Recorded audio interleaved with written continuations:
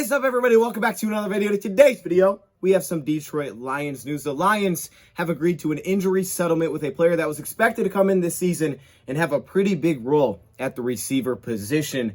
And now the speculation, kind of the feel around this Odell Beckham Jr. talk has been heating up, and I think we might as well discuss that as well. So let's get it started. We're going to bite a kneecap off, and we're going to stand up, and then it's going to take 2 more shots to knock us down. And on the way up, we're going to take your other kneecap, and we're going to get up, and then it's going to take 3 shots to get us down. And when we do, we're going to take another hunk out of you.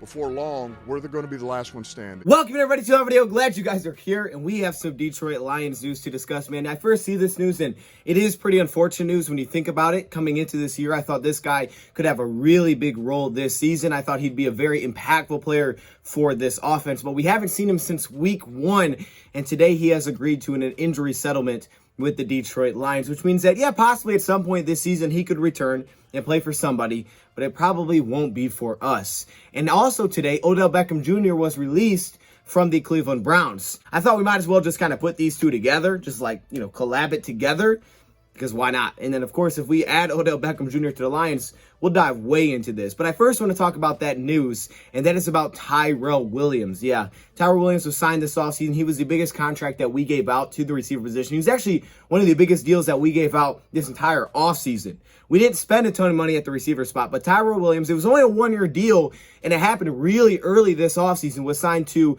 the biggest deal for any receiver that we brought in, but I've not seen him play since week 1. In week 1, he had 2 receptions for like 14 yards. Remember, he caught a big slant for us. We scored 33 points in that game against the 49ers, but he went down, brain injury in that game after taking a huge hit, which led to a flag. And since that time, we have not seen him on the field for the Lions. And actually, we haven't even heard about him returning to practice for the Lions. And today, the Lions decided to release him on an injury settlement. So like I said, he could potentially end up playing again this season for possibly another team. It's likely not going to be with the Lions. But this just makes it so he doesn't maybe have to sit on IR for the entire season. Tyrone Williams and the Detroit Lions will project kind of the amount of time that he will be out for. The Lions will pay him for that amount of time for what he was getting paid weekly with the Lions. And then once that time is done that they projected, he can go sign elsewhere and he can go play for another team this season after that time period, of course, if he's healthy. We know we're hoping Tyrone Williams is healthy. I hope it wasn't anything that's like super serious there, but he has been out for a while, and that is concerning. And at the end of the day, you do have to take care of yourself, so we'll see where that's at. Now, the benefit from the Lions with this situation is they possibly could save some cap space for this season. He wasn't signed under like a multi-year deal. It was only this 1-year deal that was ultimately a 1-year, $4 million deal, and only 2 of that was in base salary. The situation, Lions could possibly save some money, for the weeks that they're not going to be paying him. Now, I don't know how long, we don't know like the details of how long they're, each sides are projecting that he's going to be out for, whether it's 3 weeks, 4 weeks, 1 week. We don't really know that side of it. If it's not very long, the Lions could save a little bit more. Now, the signing bonus, of course, we're paying that. We have the void year as well, which there's another $1 million. So we're paying the signing bonus. Leave it just the base salary that we could potentially save some money. I know this math is not right, okay? So don't quote me on this. But let's say, with the base salary being $2 million, divide that by the weeks played, the Lions potentially, because there are still 9 games left in the season and the next week is kind of like close starting to route, maybe if it was a very small, like very small projected time that they believe he'll miss, they could save maybe up near $1 million this season. I would say at the high end, maybe $1 million. I don't think it'll be that much. It'll probably be much less though, because there'll probably be a few weeks there, and I don't know the exact, amount each week by week. So it's not gonna be like a ton of money. There also is incentives that are a part of his contract as well, which you can take a look at, which I believe is up to $2.2 million for this season, and his incentives were not likely to be earned incentives because he did not play last season. They're likely to be earned if you reached it or you achieved that incentive the year before. But since he didn't play last year, that they were not likely to be earned, which usually means that those incentives, won't count against the cap until the 2022 season. So I don't believe that we'll be saving money for that. Maybe you do save money for that for this season, but I would think that you would save it for next year if it counts against next year's cap. I mean, there's rare situations where it's the other way, where it's like, okay, hey, not likely to be earned, but it still counts against this year's cap. I know there's rare situations of that. So I don't think we'd save money from the incentives that he didn't reach because he didn't play this season for this year. I would think that'd be for next year, but I don't know for sure on that one. Could save a little bit. Now, we're going to talk about Odell in a second, but even aside from Odell, the Lions could potentially look to sign a different free agent receiver, try to fill that spot out. But of course, this does not open a spot on the roster. So if the Lions want to go sign a free agent receiver, then of course it would have to clear a spot. Connection to Anthony Lynn, you look at the versatility, how Anthony Lynn literally brought the best out of this player, the ways they like to utilize him, putting him in the slot, which made him so dominant. But unfortunately, we just haven't seen our number one receiver. And really, we've had a lot of big injuries this season. The receiver position is also part of that, where we've lost some major pieces. I mean, you start with Tyrone Williams. Brashad Perriman was not an injury, but he was a player that was cut. He struggled in the preseason, but he was kind of looked at as, okay, this is probably going to be our number 2 receiver. Then Quintez Cephas goes down, who kind of emerged as our number 1 receiver. So we've dealt with a lot of big injuries, but the receiver position has definitely been hit by it. So wishing Tyrell the best of luck. You really hate to hear it, but it kind of became like expected that, yeah, we probably weren't going to see Tyrone Williams again this season just because he's been out for so long. Never went out and actually activated this guy off of injury reserve. Lions have been a team involved, a team that's had its name kind of thrown around a lot recently in this Odell Beckham Jr. talk. There's been a lot of this kind of swirling around with Odell, and that is because the Detroit Lions currently right now hold first priority in these waiver claims, being that they have the worst record in the NFL. So I didn't really know this, but I guess after the trade deadline, instead of being released, because usually it's if you've been in the league for less than 4 years, you automatically hit waivers, and then teams have an opportunity to claim them, and if no one claims them, sign to anywhere. Well, if it's past the trade deadline, I guess every player released has to hit these waivers. Now, the Cleveland Browns and Odell Beckham Jr. have came to an agreement on their deal, and we don't have, again, the exact details here. It went a little bit different than maybe I thought it would from what I've been hearing with the rumors. But basically how it went down is that the Cleveland Browns took the last 2 years off of Odell Beckham's deal, right? They basically made him void years. So he's not under contract for 2022. He's not under contract for 2023. So this is the final year of his deal. This is it this season. And from what I've read, most recently, I'll sit here and say 100% this is the situation, but from what I've read, is that his base salary right now is still about a little over $7 million to $5 million for this season, which means that you would have to have that money to claim him to your roster. You would have to clear $7.25 million. And again, like I said, I believe there's only 9 teams in the league that actually have the space right now without doing anything to make that happen, which makes it more likely that he goes unclaimed. And if he goes through unclaimed, then he can sign with any team on a vet minimum. So it's much cheaper, yes, for the teams, but also he can then choose where he wants to go. So it's not like, hey, you're forced to go here because guess what?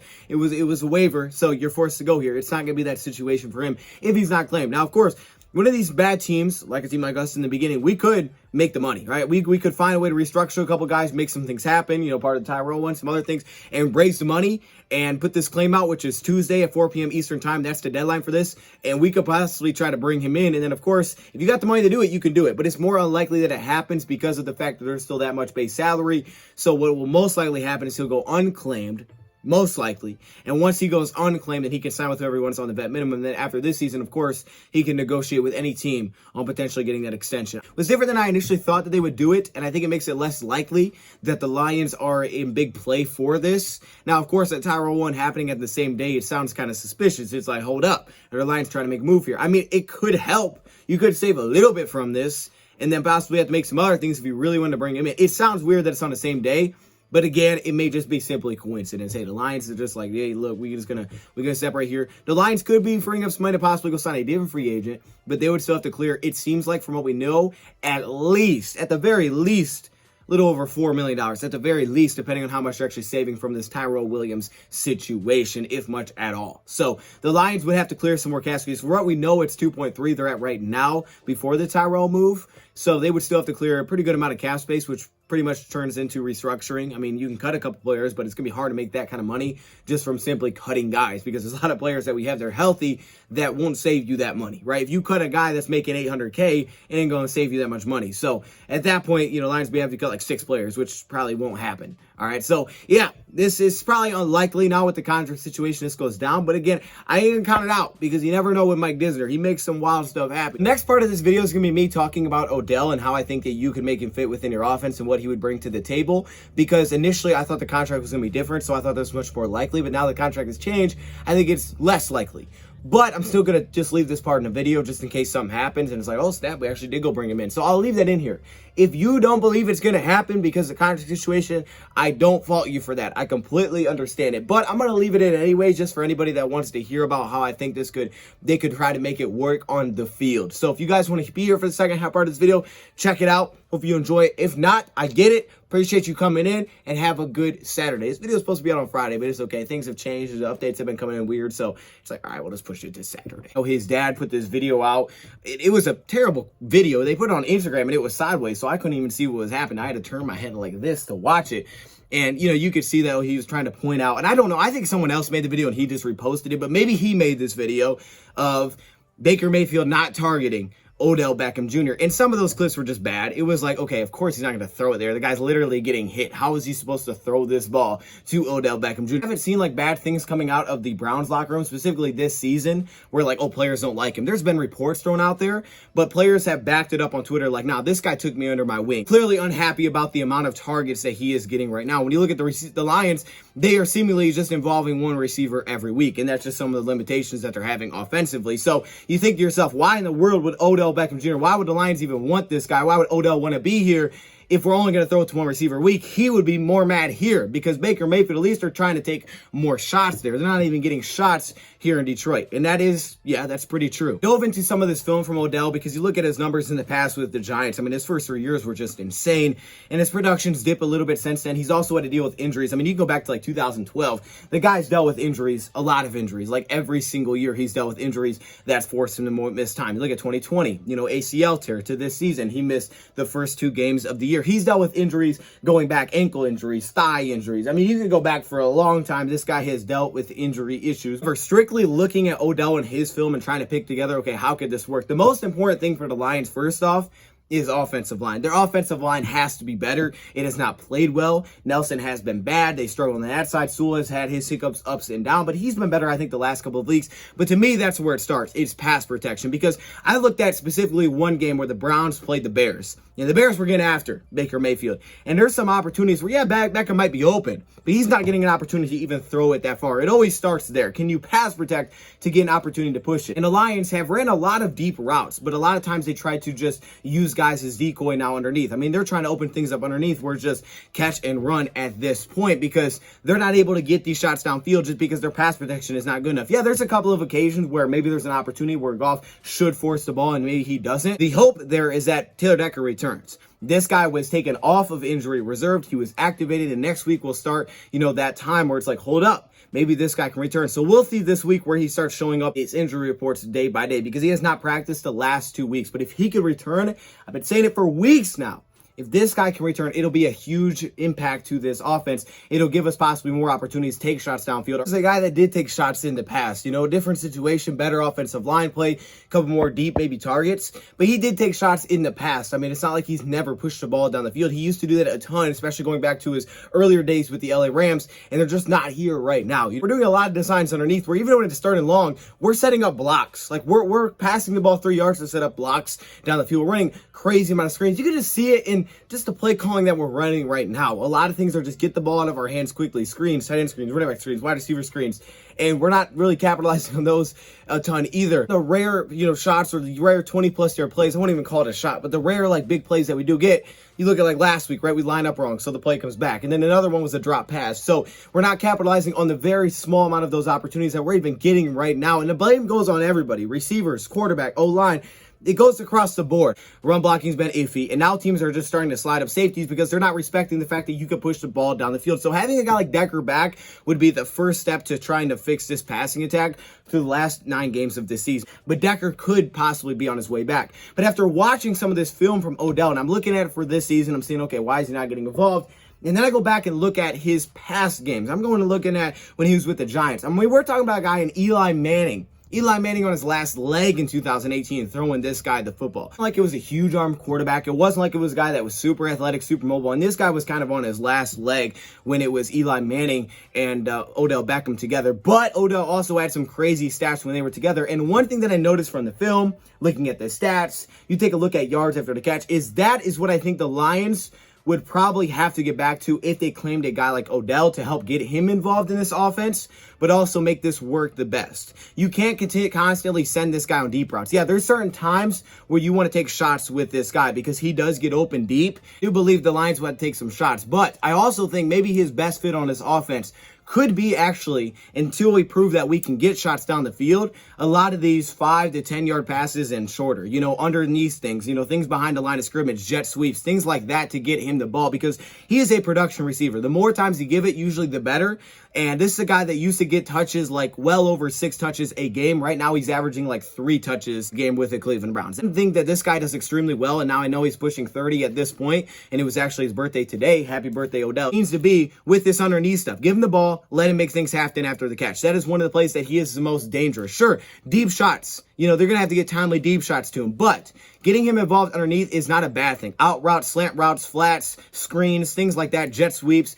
Just getting him the ball is, I think, where it starts. And when you look at his statistics, early in his career, the guy was first in touchdowns after the catch. He was first in yards after the catch. He was all of these things where he was just half his first 10 touchdowns with over 20 yards after the catch. That is where it seemed like he could make, his mark, where he could absolutely thrive. And that seems like where he was thriving for the Giants. Now, he does draw a lot of PIs because he'll get open. Another element that Odell brings is he has that ability to just go up and get it. You can throw it to him when he's not open. You can throw the fade routes, the one-on-one tight coverage. You can just put it his way if he's one-on-one and trust that he's going to be able to go and make a play on the football. Right now, the Lions don't really have that in the receiver unit.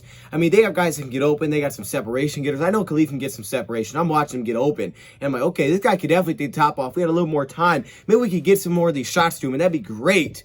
But a guy that you could just trust to quickly throw a one-on-one fade route back at the end zone, just something quick to him, quick slant, trust him to get open on his guy if you know it's man coverage. That's kind of what he brings as well. And right now, it seems like the only guy that Goff really has trust in those situations is TJ Hockenson. When it's one-on-one, the ball's going to Hockenson. That's the guy that he trusts in that situation. How long it takes for that chemistry to grow between the player and the receiver, but I know that if Odell felt like you could have threw it his way and you didn't, he would get in your ear after the play. So I'm sure it probably wouldn't take that long for, you to instill that trust within it. But again, he's one of those guys you could trust to win one-on-ones because he's the number 1 receiver, so that makes sense. Plus, as you can see after this, he can do a little bit of dancing too. Now, it's not as good as me, but, he tries. Maybe he's not the same guy that he used to be. He's not constantly getting separation like he used to. And I wouldn't say he's the most dominant blocker, but he will try to block. But I think that would actually be a way to get him involved. I don't think it would be a bad fit because it would help open up TJ Hockenson. It would take more pressure off of him. It would also bring a little bit more of a threat of, hey, this team's going to take shots. But at the same time, you have to be able to block to get that first off. But at the same time, I think actually getting involved underneath is not a bad thing for Odell. It's about getting him touches and letting him go to work after the ball's in his hands. He gets open quick, slants, things like that. He gets open fast, and he can make you miss. He used to break a lot more tackles than he is right now, especially if they were interested in making a trade at the deadline and nothing came through. If you don't trust your receivers, and that's why you're flying through everybody right now, I think that's why they played Benson. I thought that's why they played Benson to make a trade, and they didn't make a trade. Odell's contract would have changed like I initially heard, and it would have meant that his base salary this season would have went way down, so pretty much anybody could claim him, and then at the same time, he still has the last 2 years on his deal. I thought it would have been more likely that the Lions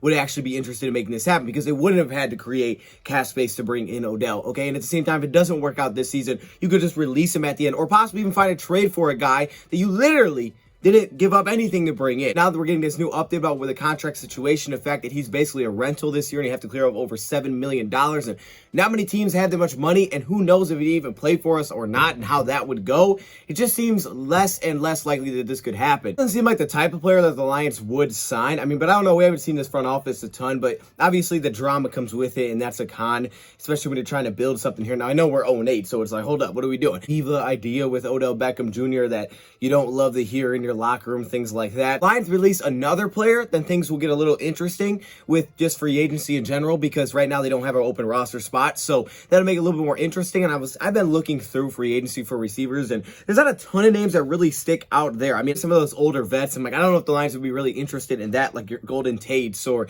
your John Browns. You get those kind of names. I don't know, like a Devin Funchess. My man says here about Deshaun Jackson possibly signing a guy like that for his star power, and this could kind of just bring a spark to the offense.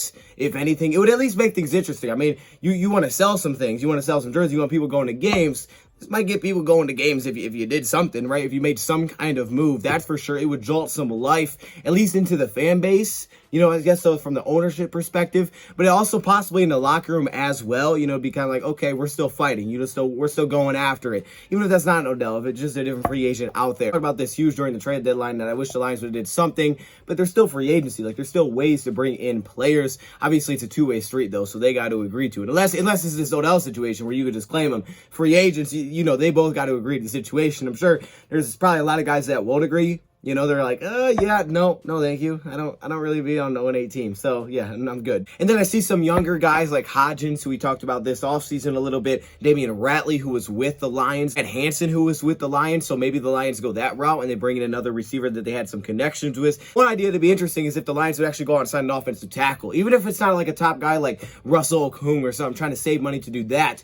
Build money up so they can bring in a guy like that. That way he starts at left tackle. Maybe at least just some competition for Matt Nelson, depending on how long Decker is out. Because I know he's returned, but is he going to be back this week? Like, how long is this guy going to be out? Because if he's not, then I would like to bring in some more competition, at least at that left tackle spot. Where even if he doesn't take his spot, just some competition. Because seeing Will Holden, that guy's not taking a spot. Now, Will Holden could be a guy that gets cut if Taylor Decker is soon to be back. Because if Taylor Decker comes back soon and he's, let's say, back against Pittsburgh, you could cut Will Holden and possibly try to get him back on a practice squad, which I don't think would be too tough to do. And then there you go. You can make that happen because you don't need all of those tackles if Taylor Decker can play if he returns. But I don't know how long he's still going to be out. So in that case, I would be down to add some more competition at that tackle position for right now because, man, Will Holden's not taking that job. So we'll see where Taylor Decker is at. That's really what I'm concerned with this.